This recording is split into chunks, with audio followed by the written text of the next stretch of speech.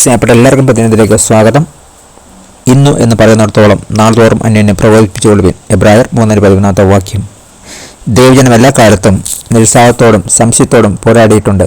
ദൈവത്തിൻ്റെ ശബ്ദം പരിശുദ്ധാത്മാവോട് കേൾപ്പാൻ കഴിയുമെന്ന് ഉറപ്പിച്ച സങ്കീർത്തനം 95 ഉദ്ധരിച്ചുകൊണ്ട് മരുഭൂമിയിൽ അലഞ്ഞു തിരിയുമ്പോൾ ഇസ്രായേൽ വരുത്തിയ തെറ്റുകൾ ഒഴിവാക്കാൻ എബ്രായ ലേഖനം എഴുത്തുകാരൻ യേശുവിൽ വിശ്വസിക്കുന്നവർക്ക് മുന്നറിയിപ്പ് നൽകി. എബ്രായർ 3:7 വാക്യം. സഹോദരന്മാരെ, ജീവനുള്ള ദൈവത്തെ തേച്ചു കളഞ്ഞേണ്ടതിന് അവിടെ അവിശ്വാസമുള്ള ദുഷ്ടകൃത്യം നിങ്ങളുടെ ആർക്കും ഉണ്ടായിരിക്കാൻ നോക്കുവിൻ.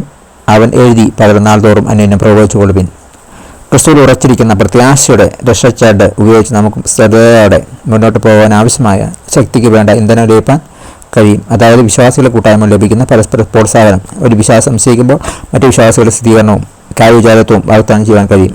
ദൈവത്തിൻ്റെ ശക്തമായ ജനമായ നമ്മെ ശക്തീകരിക്കുമ്പോൾ നമുക്ക് പരസ്പര പ്രോത്സാഹനത്തിനായി ശക്തി നൽകാൻ കഴിയും.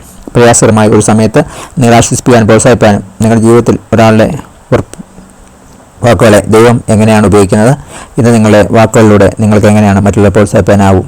പ്രാർത്ഥിക്കാൻ. സ്നേഹമുള്ള ദൈവമേ, നിനക്കായി ജീവിക്കാനും എൻ്റെ വാക്കുകൾ കൊണ്ട് പ്രവൃത്തി കൊണ്ട് മറ്റുള്ളവരുടെ സ്നേഹത്തിൽ ഉയർത്തുവാനും എന്നെ സഹായിക്കണമേ. Thank you. God bless you. പുതിയ ദിവസം പുതിയ അനുഭവങ്ങളെ ദൈവം നൽകട്ടെ. God bless you in Jesus name. Amen.